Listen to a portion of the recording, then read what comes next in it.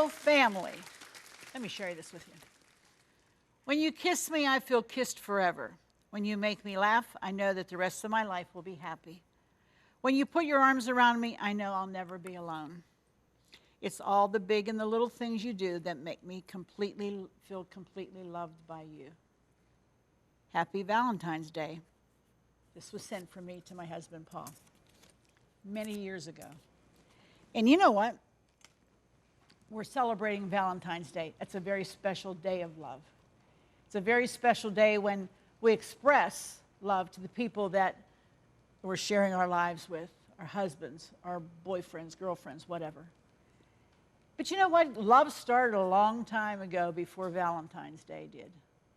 Love started in heaven with God. Do you know the Bible says that God is love? And he that dwelleth in love dwelleth in God. So do you want to know what love is all about? You know, for years people say, could you give me a definition of love? And people say, well, you know, it's that little tingly feeling that you get when you see somebody. Yeah, it can be that. But that's not really how you know you love someone. When Paul and I first got married, we determined that in order for us to have a good relationship, first of all, the Lord had to be in the center. And then secondary, I would do everything in my life, in my heart, to make him happy, and he would do everything he could to make me happy. That way we're both happy, and the Lord's in the center. And to God's glory, we've been married for 42 years. 42 and a half. 42! I never thought I'd ever hear myself say, you've been married 42 years, Arlene. Wow! You mean all with the same person? Yeah. And I still love him, and I love him more today than I did back in the day. This photograph is when we celebrate our 25th anniversary. Yes, Paul had dark hair once upon a time in his life. It's been a while, but he had dark hair. And you know what? It's because you grow together. Have we had trials? Have we had hardship? Oh, many. But you know what? They either bring you together or they pull you apart. But the choice is yours. And if you decide to make them bring you together or to allow them to, you will never be sorry. So easy to say, oh, we're incompatible and dump this one. No, no, no. Stick it out. If God puts you together, he'll keep you together.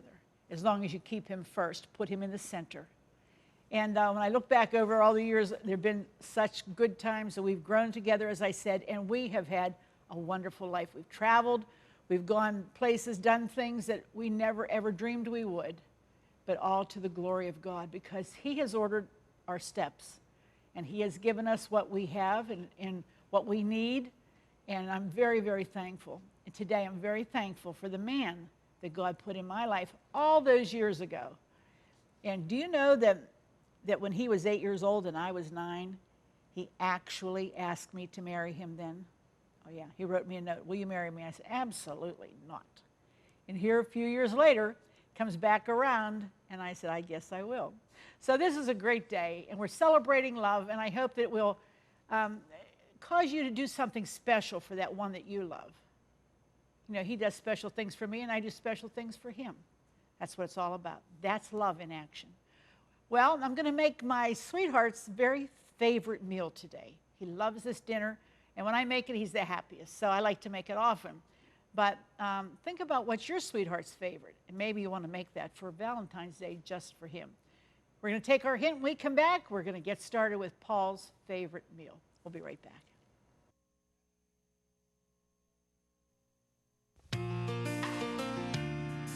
Here's today's at-home hint. To dress up buttered cooked vegetables, sprinkle them with toasted sesame seeds, toasted chopped nuts, canned French fried onions, grated cheese, or slightly crushed seasoned croutons. If you have an at-home hint, a favorite recipe, or just a friendly greeting you'd like to share, we'd like to hear from you. Post it in the comments of this video or visit our Facebook page. Today we're cooking a chicken. This is a very fresh chicken. Why are you laughing, Tammy? This is not a fresh chicken. Ah, we've got fresh chicken over here. I've been wanting to do my Julia Child for a long time. I love that lady. She paved the roads for all of us. She was the first lady to do it. Oh, well, that doesn't have anything to do with Valentine's Day, but it was. See what my crew, what they do to me? They encourage me to do stuff like that. And how are you, my dear? I'm good. I can't stop laughing. I know. I'm good. Okay, so one of Paul's favorite things, welcome to Valentine's Day, he loves strawberry shortcake. And you're going to make him a shortcake. And that's one of our family's Is favorites. it? Mm-hmm. Go, girl. Tell us what you're going to do. Well, first I'm going to go ahead and I'm going to take 2.5 cups Bisquick mix. Okay.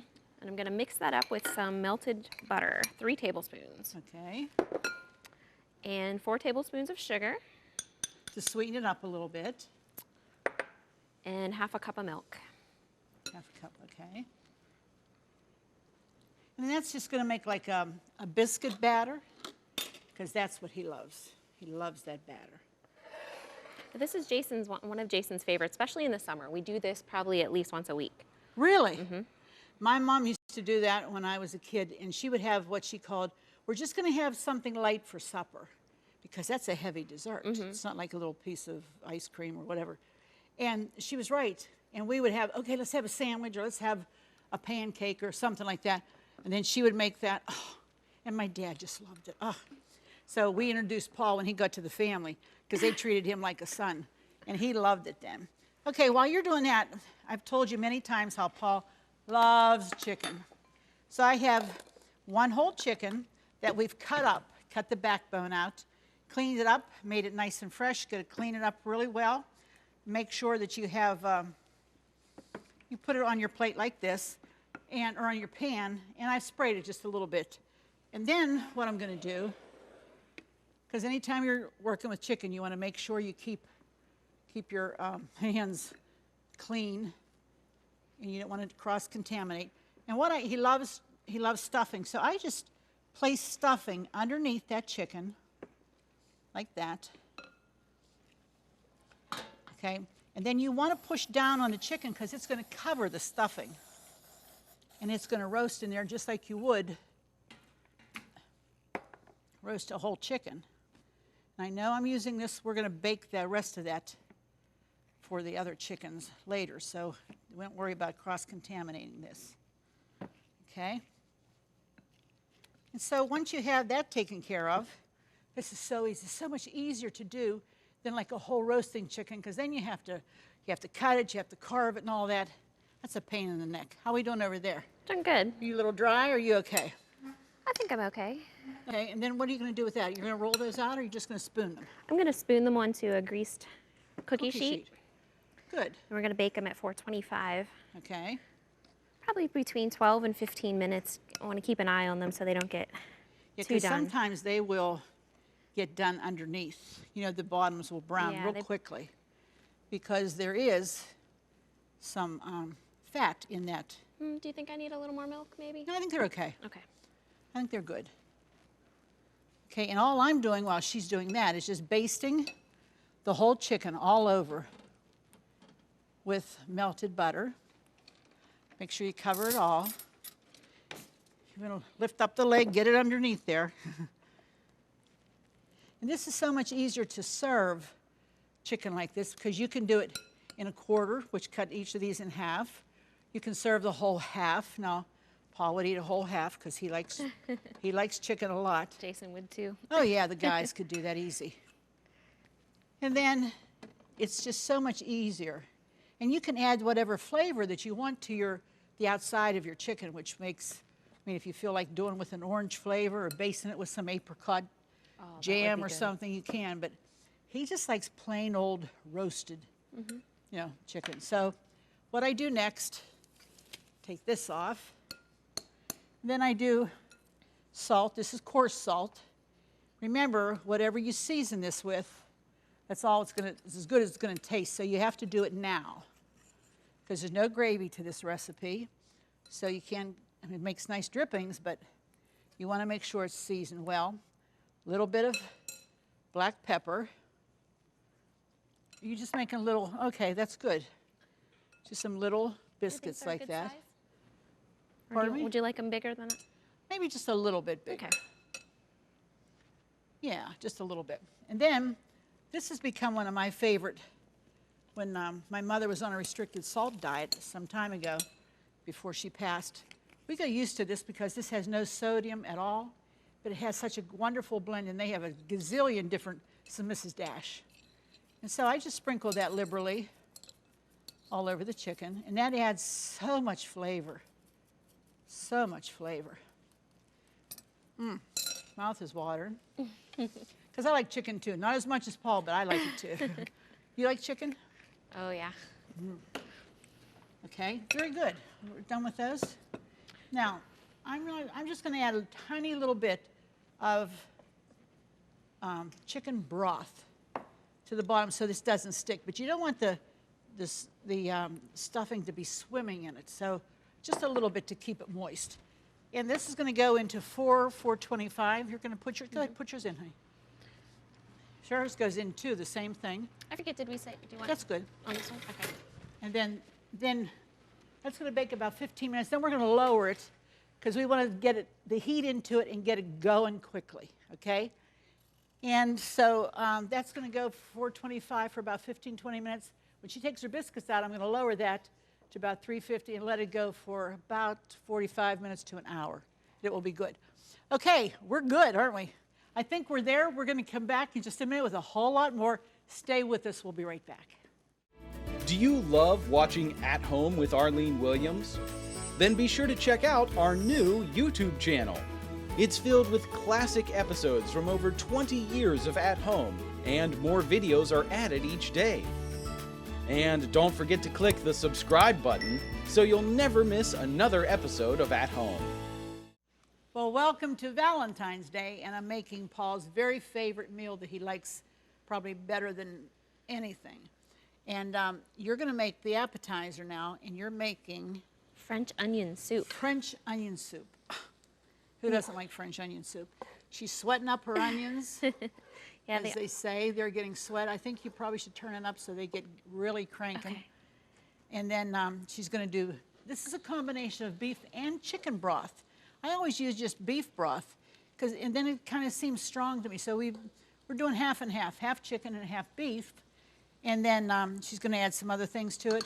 And we also have a little baguette that we toasted these off because this is going to go in the bowl. You want to make sure you use oven-proof bowls, okay? And that'll say on the bottom.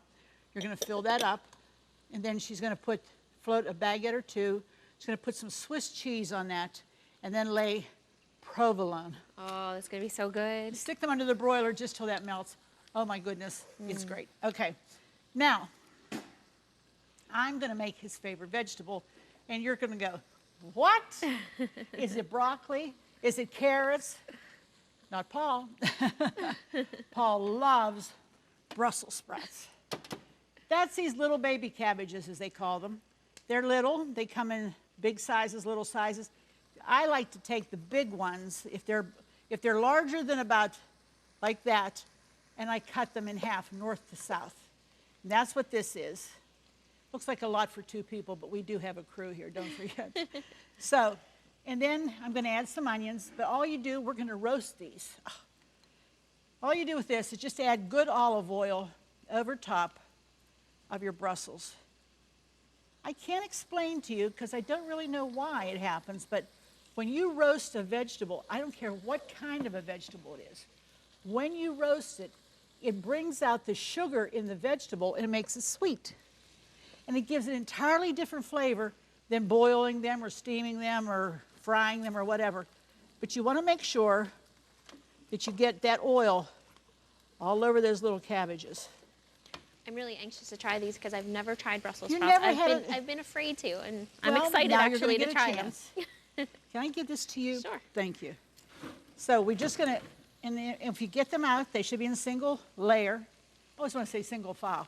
Get those Brussels sprouts in single file. And they should be in a single layer like this. And then what I like to do, because Paul likes onion, then I like to add some onion on top, just like this. I don't want to get carried away too much. Just some here and there, just to add some flavor. I've had cream of Brussels sprout soup that was absolutely awesome. I mean, it's very, very good. Then I have a couple little cloves, actually one clove of garlic, but it's sliced. And then we're just going to add that in for flavor too. And again, you need to look and see. Looks a little dry. I'm going to add just a bit more oil because I think when you slice them too that it kind of absorbs it. So I'm just going to add it because they have to be moist or they'll roast, but they won't be as brown and beautiful as if you do it with the good oil. And you want to use a good olive oil, not some cheap stuff that somebody bought at some store that, you know. Okay. Well, I mean, if you're going to go to the trouble to make it, it's use good stuff because it's a lot of effort to do all of this, and you want to do the best. Okay. Then, take this one off. I'm just going to do a sprinkling again of some salt. This is coarse, so it looks like a lot, but it isn't because, you know, that's much more coarse than regular. And then just some black pepper here, there, and everywhere. And these are going to go into the oven, a preheated oven. Make sure it's good and hot. They'll bake, roast about 30, 35 minutes. You might, halfway through, you might want to take a spatula and just turn them over so that that roasting really gets going, okay? All right, so the other thing that he really, really likes is twice baked potatoes. And what we've done here, let me get my stuff here while you're still working. What are you doing over there? Tell us what you're doing.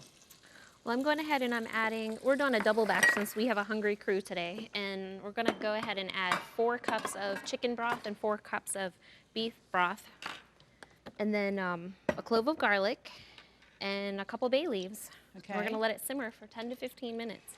Wow. And that's it? Mm-hmm. And then Nice you're going to and ladle easy. it. Then you would ladle it into the bowls. Perfect. Okay, what we've done here, we've got beautiful baked potatoes. And you're going to serve, these are big. Now you can serve 1 or 2 per person, but that'd probably be enough. 1 would be enough. And you're going to bake them until they're so tender that the fork just easily goes in and out.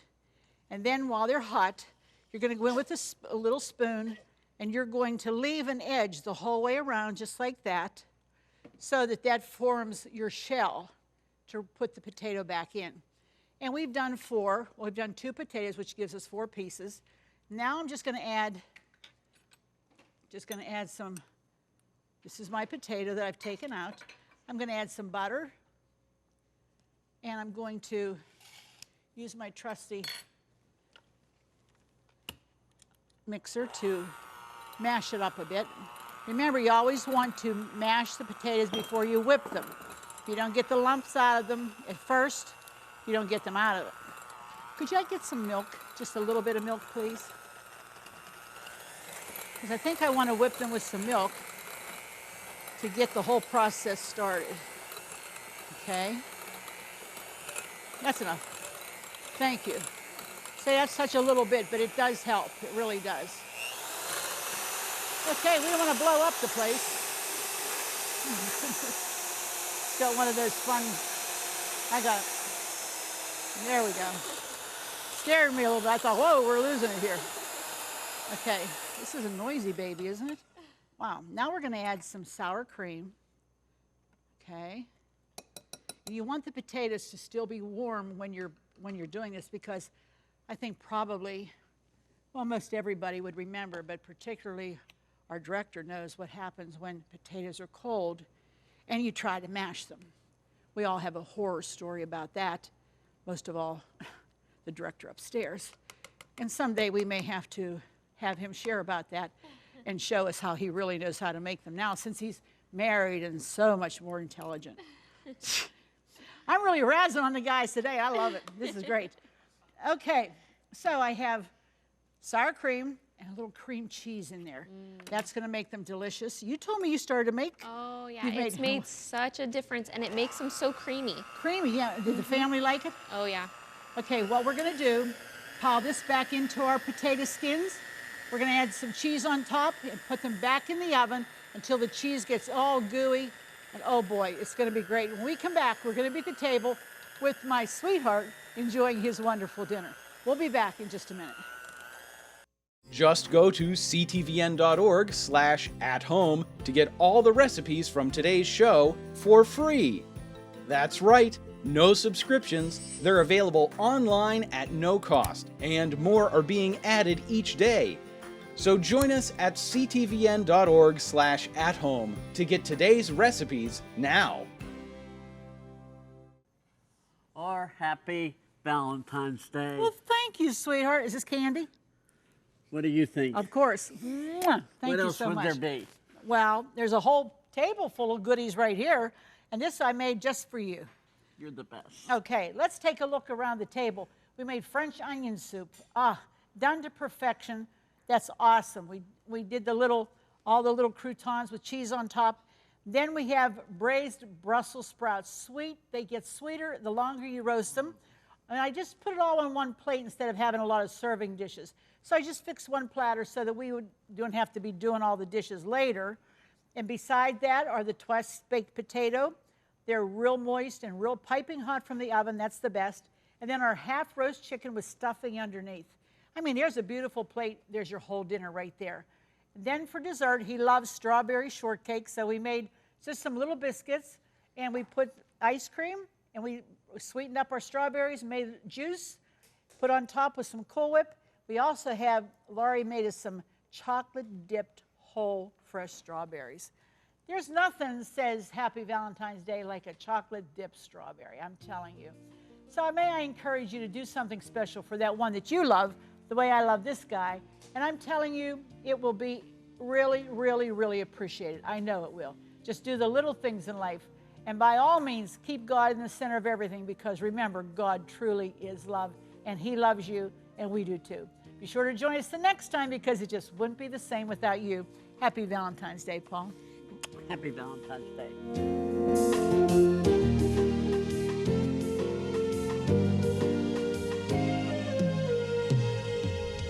Food provided by Jordan Banana Company, wholesalers of fresh fruit and vegetables in Dravosburg, Pennsylvania. Don't forget to click the subscribe button so you'll never miss another episode of At Home. Cornerstone Television wishes to thank all our faithful viewers whose consistent prayers and financial support have made this program possible.